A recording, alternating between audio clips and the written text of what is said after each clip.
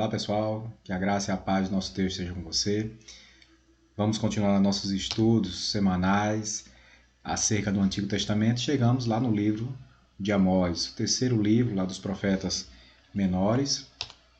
Os nossos alvos de lição são conhecer as profecias de Amós e a preocupação social dele, conscientizar-se do seu dever como cristão no meio da sociedade e orar pela nação em que vive, a nação em que vivemos. Amós foi um profeta durante o reino de Jeroboão II e é conhecido como o profeta que fala contra a injustiça social. Mais do que qualquer convicção pessoal ou compaixão pelos pobres, esse profeta denunciou a injustiça de uma nação em resposta ao chamado do próprio Deus. Nós vamos perceber a atuação de Amós no Reino do Norte. Não é à toa que tem aqui o rei Jeroboão II. Alguns profetas menores atuaram no Reino Sul, no Reino de Judá, e outros atuaram no Reino Norte, e aqui nós temos a figura do Amós atuando no Reino Norte. Quando nós abrimos o livro de Amós, nós vamos perceber alguns detalhes. Esse detalhe a gente vai visualizar nessa visão panorâmica. Na próxima lâmina eu já estarei mostrando isso a vocês. Mas deixa eu colocar antes aqui para vocês a questão do período. Ele é pré-cativeiro babilônico, ele é de 760 a.C. O próprio Amós é o autor das profecias. Ele nasceu em Tecoa, perto de Belém, mas o seu ministério foi no Reino do Norte. Quer dizer, ele era da área sul, mas foi para a área norte, para o Reino do Norte, para pregar a palavra. Quem era o alvo das suas pregações? O povo, os sacerdotes e o soberano do Reino do Norte. A palavra-chave desse livro é Juízo de Deus. O versículo-chave, segundo o autor da revista, era o versículo 22, mas eu acrescentei até o 24 para a gente acompanhar como para ficar com um sentido mais completo. E diz assim: mesmo que me tragam holocaustos e ofertas de cereal, isso não me agradará. Mesmo que me tragam as melhores ofertas de comunhão, não darei a menor atenção a elas. Afastem de mim o som de suas canções e a música das suas liras. Em vez disso, corra a retidão como um rio, a justiça como um ribeiro perene. Então perceba que aqui é uma profecia muito semelhante também à profecia de Miqueias, que fala sobre justiça social. É um texto que também é resgatado lá do Salmo 51, que Davi, quando se expressa diante de Deus, ele diz: se você quisesse rios de sangue de carneiro derramado, eu dava; se quisesse ofertas, eu dava, mas eu sei o que agrada a ti é um coração quebrantado. E aqui a gente vai perceber de um ponto de vista mais amplo. Não adianta ter uma religiosidade fervorosa dentro do templo se ao seu redor exala a injustiça, se esses que são religiosos no templo acabam cometendo injustiças no seu dia a dia. E aí, como eu disse a vocês, o livro está dividido em 3 partes. Capítulo 1 ao capítulo 2, versículo 16, capítulo 3 até o 6º capítulo, versículo 14, e o capítulo 7 até o último capítulo, que é o 9, o último versículo é o 15. Na primeira parte, tem 8 profecias do julgamento vindouro sobre as nações. Na segunda parte são 5 sermões. E na terceira parte são 7 visões. Então, essas visões a gente vai perceber que tem também um significado especial para a revelação desse profeta. Quando a gente resume o livro de Amós, a gente fica com essa expressão: Amós profetiza, prega e tem visões a respeito de quão longe o povo de Israel estava de Deus e como Deus iria discipliná-lo. Amós declara que não era discípulo profissional de profeta, mas pregava porque Deus o havia chamado. Ele era boeiro e colhedor de sicômoros. Mas o que significa isso? Amós não era um peão, mas sim um homem de negócios no ramo de lã e ovelhas. Aqui, meus queridos, nós temos uma pessoa que trabalhava, um dono de propriedades, um dono de rebanhos, que foi chamado pelo Senhor para trazer a palavra. Veja aqui que não se trata de uma pessoa que estava querendo um ofício para a sua vida, um ofício ministerial, por exemplo. Mas era uma pessoa que estava num trabalho e foi chamado para isso. Ele é até acusado de ser profeta profissional, que havia muitos na época de Israel, profetas que se dedicavam a isso, que viviam disso, e até quando ele vai pregar em Israel, nesse Reino Norte, os governantes dizem assim, porque se você quer viver de profecia, por que não desce para a parte sul? Aí eles, não, eu sou boeiro, eu sou plantador de sicômoros, eu tenho meu sustento, mas eu vim aqui porque o Senhor me chamou. E aí fica aquela pergunta, né? Para onde, né, o Senhor tem nos chamado? Para onde o Senhor tem nos enviado para pregar a palavra? Isso não é só responsabilidade de pastores, de seminaristas, de líderes. Isso é um compromisso de todo o crente. O que a gente precisa é estar atento à voz do Senhor e à direção que Ele nos encaminha. Dentro desse livro, a gente vai perceber que há uma comparação entre Amazias, que era um sacerdote em Betel, e Amós, em relação de como eles atuavam diante da palavra do Senhor. Veja que a gente vai fazer aqui 3 comparações com base em alguns versículos. Em relação a Amós, Amós não era profissional da religião. Já Amazias, ele era sacerdote de Betel, aí a gente abre aqui um parênteses, não de Deus, ele era um sacerdote profissional, né? Trabalhava no templo. Amós obedecia a Deus sem pensar em agradar ninguém. Amazias servia no santuário do rei e no templo do reino, onde estava Deus nessa história. Quando a gente fala aqui, gente, servia no santuário do rei, no templo do reino, não é o templo lá de Israel, gente, é o templo, não é o templo lá de Judá, né, de Jerusalém, é o templo da parte norte, é onde estavam atuando ali os sacerdotes do reino do norte, porque houve aquela confusão que foi feita na divisão, porque eles não queriam que as pessoas descessem mais para o reino do norte, para o reino do sul, para cultuar a Deus em Jerusalém. Então se criou ali nessa parte norte santuário, se criou ali até o próprio templo do reino, né, para que não houvesse essa migração. E Amazias era responsável por esse espaço, ele era responsável por manter o povo na linha do ponto de vista religioso. E aí a terceira comparação diz respeito a Amós e Amazias ainda, né? Mas Amós, dominado pela coragem e ousadia do Senhor, queria agradar somente a Deus. Amazias, por sua vez, totalmente dominado pela vontade do rei, fazendo tudo para agradar-lhe. Então, todo o serviço era voltado para a política, era voltado para o governo, e não um serviço religioso propriamente dito. Né? Era mais um serviço político do que um serviço religioso que Amazias praticava. Quando nós olhamos para a situação, né, do Amós, ele se posiciona diante das pessoas, né, em 2 linhas. O primeiro delas é contra a religião. Perceba que ele não... Eu queria fazer só um parênteses aqui, quando fala contra a religião, não é a religião de Deus, não é a religião do judaísmo. Ele está se posicionando contra aquela religião que vai de encontro aos princípios da lei.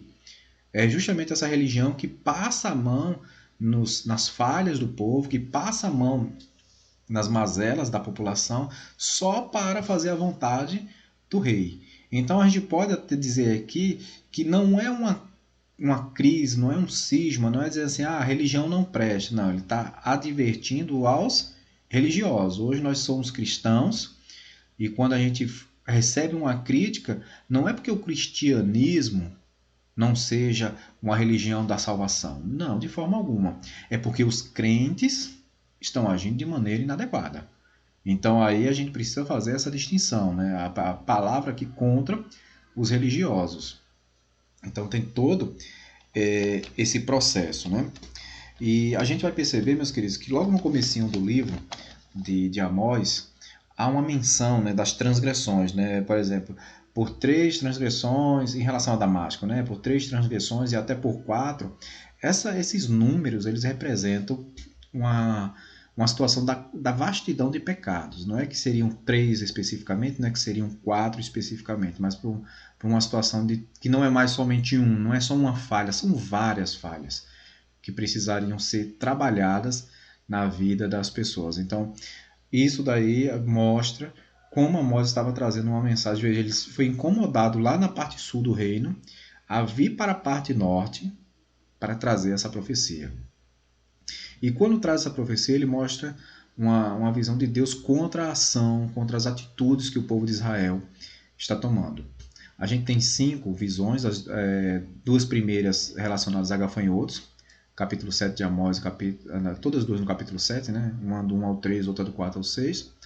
A segunda visão sobre justiça, ou melhor, a terceira visão, né, sobre justiça, que fala do prumo. A terceira visão, a iminência. A quarta visão, perdão, estou só trocando aqui porque tem duas na primeira, eu estou trocando aqui, né? Então, misericórdia são as duas primeiras visões, justiça é a terceira visão, iminência é a quarta visão, que é a da ceifa dos frutos, e a visão que é inevitável, né, a quinta visão, que é Deus junto ao altar. Então, essas visões elas estão distribuídas ao longo da terceira parte do livro, né, como a gente viu, né, a primeira parte sobre os julgamentos, a segunda parte sobre os sermões, a terceira parte sobre as visões. E aí temos também as doutrinas que estão presentes dentro do livro. A gente gosta muito daquele versículo, né, que a palavra de Deus vai e não volta sem cumprir o seu propósito, e aqui nós temos um reforço disso na profecia de Amós, porque ele diz que a palavra de Deus é poderosa e eficaz. Amós destaca o chamado ao ouvir a palavra de Deus para juízo, correção e condenação.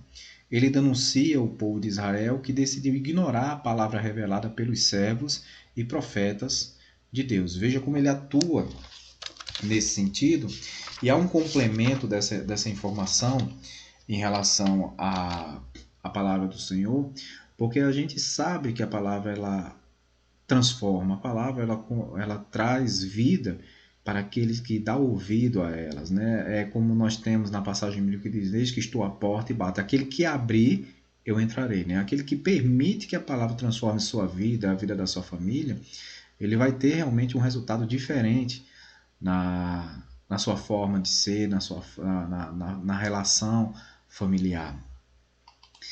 E a segunda parte de doutrina que nós temos é a responsabilidade da aliança, né? Os pecados do povo estão vinculados a questões sociais estabelecidas na lei, que visavam o cuidado pelos pobres e necessitados, a administração da justiça social e até mesmo o uso de pesos justos no comércio, né? A gente tem começando de trás para frente, né, dessa sentença, a gente tem os comerciantes com uma balança enganosa, um comércio fraudulento, né, uma desonestidade. E lembrando, gente, que naquela época não havia essas balanças digitais. Eram aquelas balanças que dependiam de um pêndulo, né? A gente colocava o peso de 1 quilo de um lado, a mercadoria do outro, e tinha que equilibrar no fiel da balança. E se você colocasse um de 800 dizendo que era de 1 quilo, imagine a confusão que não era, e o prejuízo que não tinha as pessoas, né, que acreditavam que estavam levando um produto por um preço, mas tinha um desconto ali em relação ao faturamento, né, desse peso.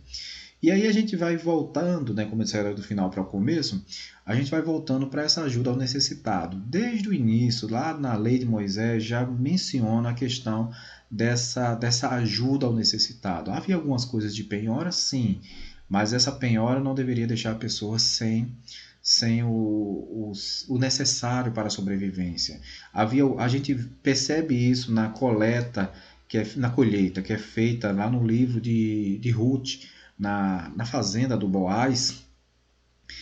Havia eles enchiam os balaios, colocavam na cabeça, no lombo do burro, e aquilo que caía no chão não era recomendado aos agricultores da época que pegassem de volta. Aquilo deveria ficar para os necessitados. Quem não cumpria isso, rapava o terreno. Quer dizer, uma pessoa que era necessitada, que visse uma plantação, ela não poderia tirar da própria plantação, né, da árvore, do vegetal especificamente. Mas se na colheita caísse alguma coisa no chão e o dono dessa plantação deixasse para trás, ele poderia colher isso que estava no chão. Era o que Ruth fazia. Ela pegava esse alimento que caía no chão, e aí vem o bom coração de Boaz, que tentando agradar a Ruth, né? Ele fala assim: dê uma chacoalhada no cesto para que caia alguma coisa mais e ela não fique constrangida e ela tenha mais o que pegar, né? Hoje a gente vê nos centros de abastecimento, né, como Ceasa, em outras cidades tem outro nome, né? Aqui em Pernambuco a gente tem a Ceasa, que acontece isso também. Tem alguns alimentos que caem do caminhão, tem alguns que são colocados, porque às vezes tem uma mancha ou um pouco machucado, não presta, segundo os comerciantes, né, para o comércio propriamente dito, né, para a venda, mas ainda está em perfeitas condições de uso.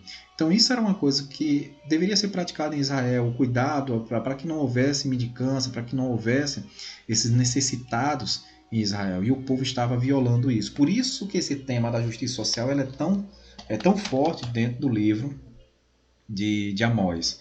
E é algo que a igreja precisa realizar nos dias de hoje, porque não adianta ter uma igreja bonita, não adianta ter uma igreja arrumada, se as pessoas em volta elas estão passando necessidades, né? Principalmente os membros da igreja, né? A gente precisa ter essa atenção aos de casa e também a esses de fora, é claro. Não temos como, igreja, né, dar conta disso, mas a igreja ela precisa realmente se posicionar a favor das pessoas, a favor da justiça social.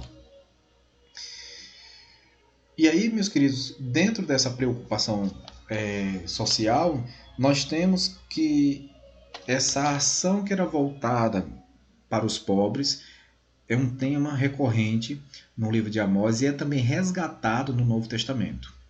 Então, a gente vai visualizar essa na pessoa de Jesus, na pessoa dos discípulos, essa preocupação com os necessitados, esse olhar que deve ser dado aos necessitados.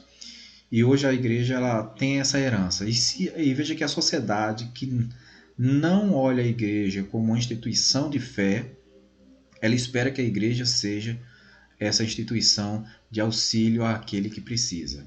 Então, por mais que não seja o papel principal da igreja assistir às necessidades fisiológicas das pessoas, as necessidades básicas de alimentação, mas é algo que está atrelado à sua missão. A missão principal da igreja é suprir as necessidades espirituais das pessoas, conduzir as pessoas ao caminho do Senhor, mas não tem como fazer isso sem seguir aquela ordenança de Jesus, dá-lhes voz de comer.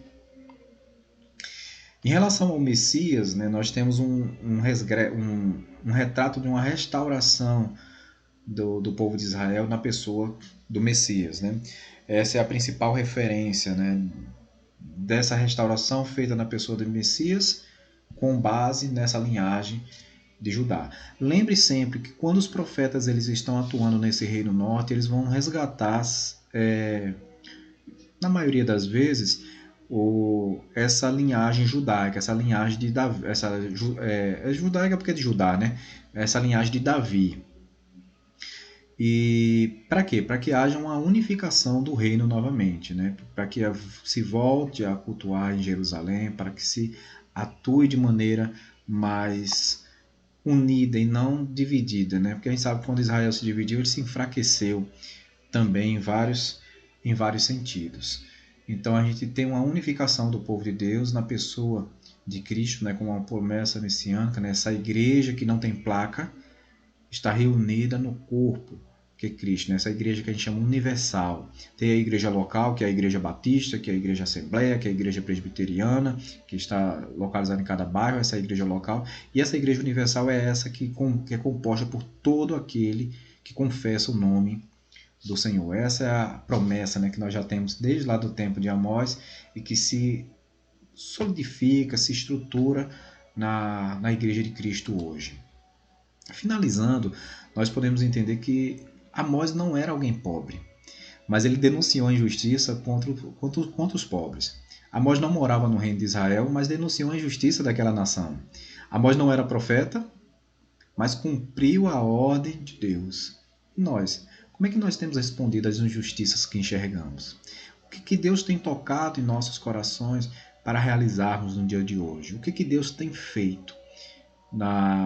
Tem colocado diante de nós para que nós possamos estar fazendo. Pense nessas coisas e eu tenho certeza que Deus vai dar direções precisas de como atuar de maneira mais solidária no tempo de hoje. Né? Que Deus faça viva essa palavra, né, nos nossos corações, que possamos realmente fazer valer a justiça social. E na próxima semana nós vamos continuar os nossos estudos com o livro do profeta Obadias. Até a próxima.